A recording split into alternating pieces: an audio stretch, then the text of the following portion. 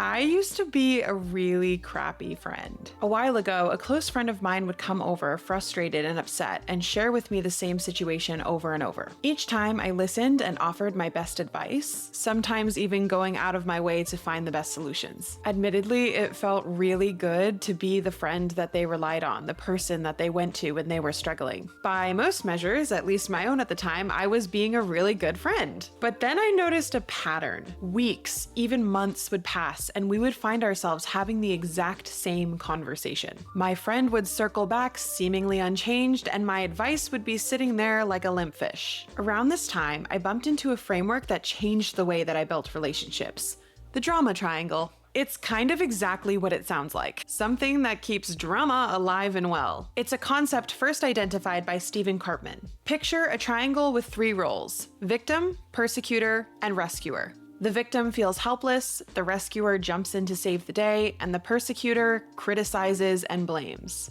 If I asked you which role was the best one, which one would you pick? The rescuer, right? The rescuer is really helpful. It saves the victim from struggle. It's obviously a really caring role.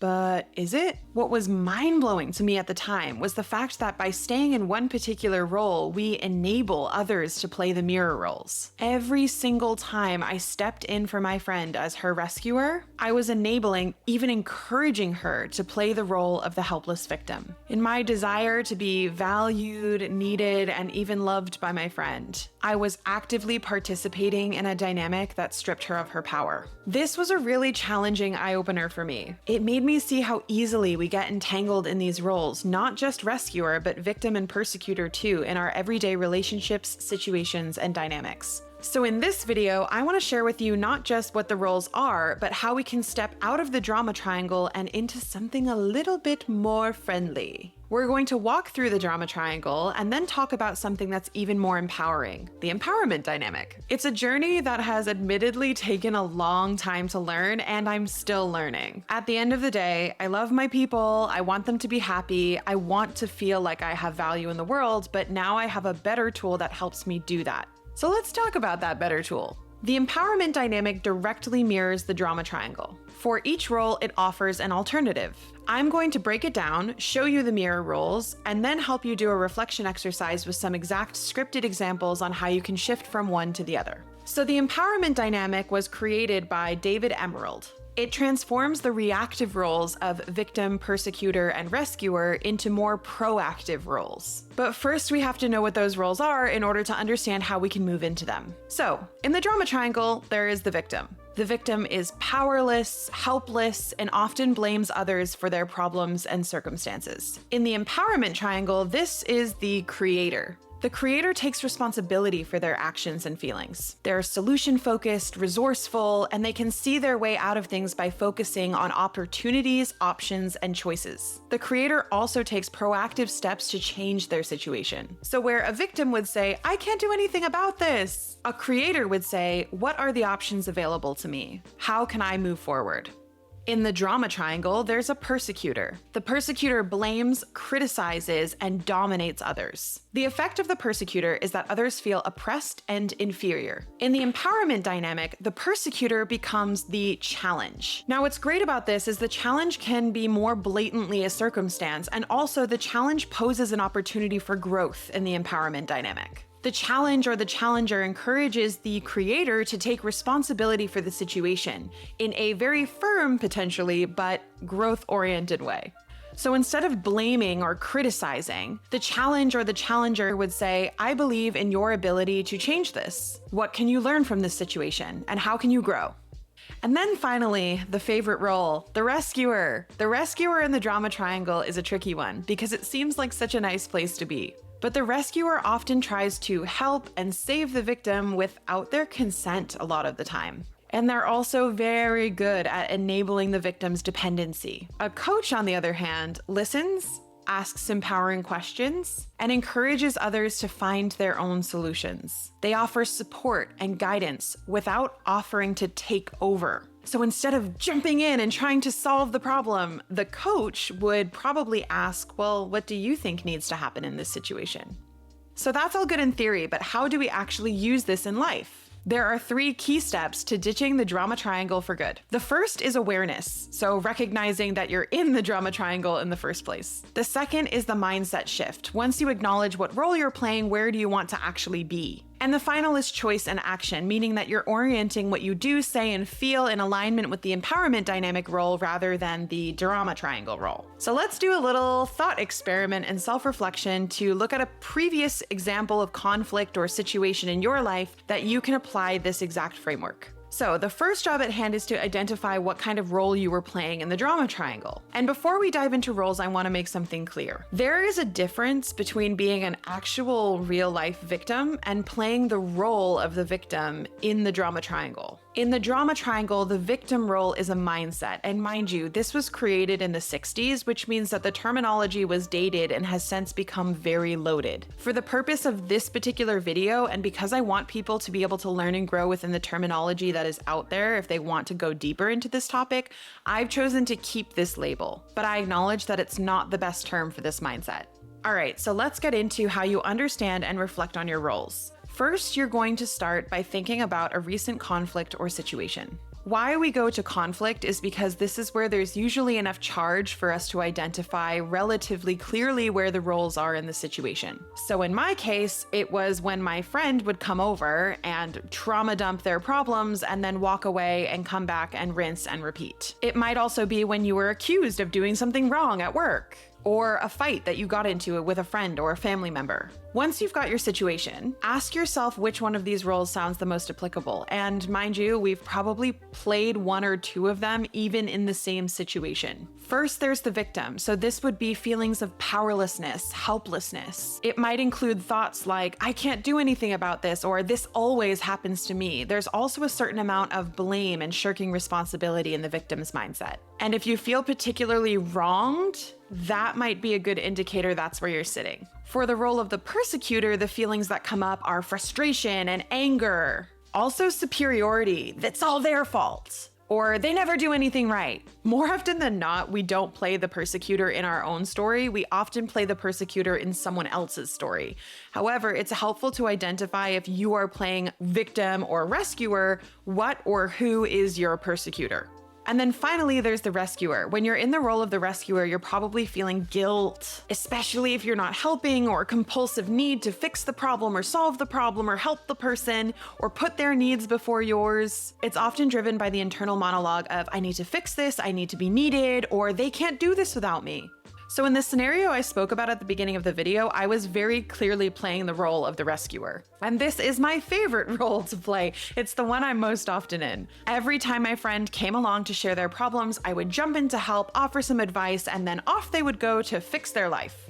Now that we understand the role, we have to understand the impact, because playing the role isn't inherently a problematic thing, it's the impact the role has. So the impact questions you might ask yourself as the victim is, what was the cost of not accepting responsibility? Did you passively accept the situation? Did you refuse to assert yourself? For the role of the persecutor, did you blame or criticize or try to control the actions of others? What's the cost of that? And for the rescuer, did you jump in and try and save the problem and smooth things over? And what was the cost of that?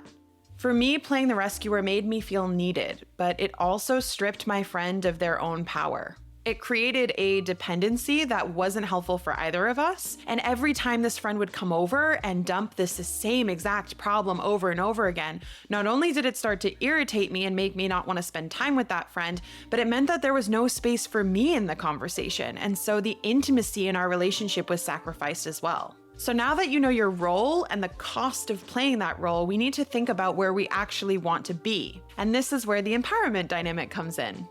So the rescuer in the empowerment dynamic becomes the coach. In the role of the coach, instead of immediately trying to solve my friend's problems, jumping in with advice, I might have asked some empowering questions that would help deepen my friend's learning about the situation or solve her own way out of it. After all, she knows herself best, so she's going to know her circumstances best, which means that she's going to know the best solutions. I maybe now and again can get lucky in guessing, especially if I've known this person for a while, but she knows her best. If you've identified yourself in the role of the victim in this exercise, you might want to imagine what it would be like to look at your options and opportunities.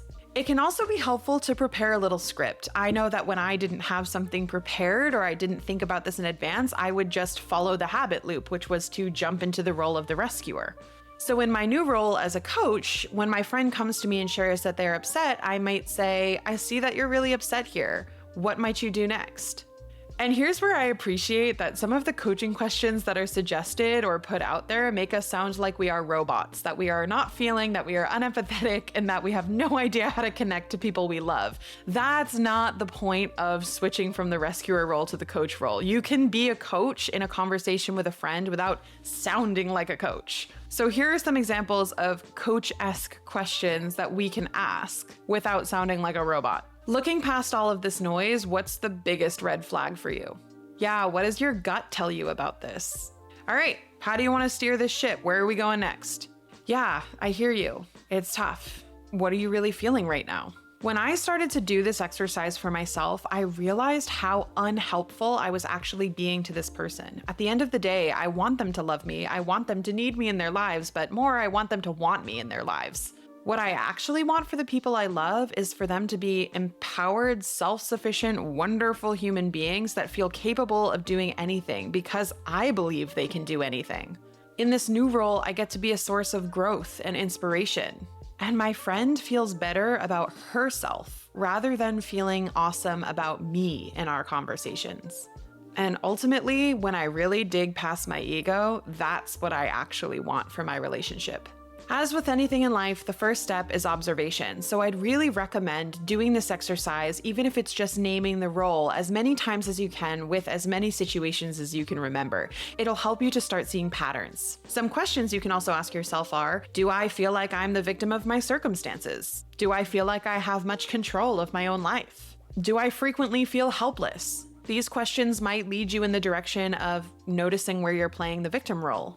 You might also ask yourself, do I take charge in a way that feels overbearing to others? And you might realize where you could be playing the persecutor. You also might want to reflect on what things and people and situations play the persecution role in your life. There are certain circumstances that make us feel particularly helpless, and those will be your triggers for knowing, when I'm in these situations, or when I'm talking to this person, or when this gets said, or when I feel this way, it triggers my victim mentality. Just something to be aware of. And then finally, do I frequently put myself in the role of peacekeeper or caretaker?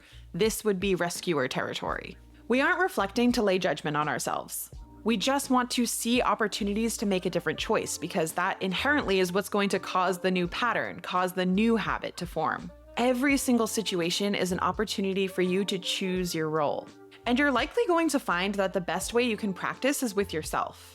We have a wonderful way of putting ourselves in a helpless position, blaming the world or others for the circumstances, and then waiting for something to rescue us. This is a great opportunity for self-coaching.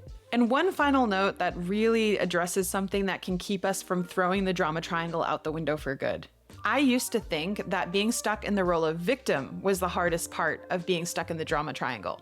But I actually realized that I had enough insight that once I recognized when I was playing victim, it was pretty easy to shift out of that role. What was harder was refusing to be in anybody else's drama triangle.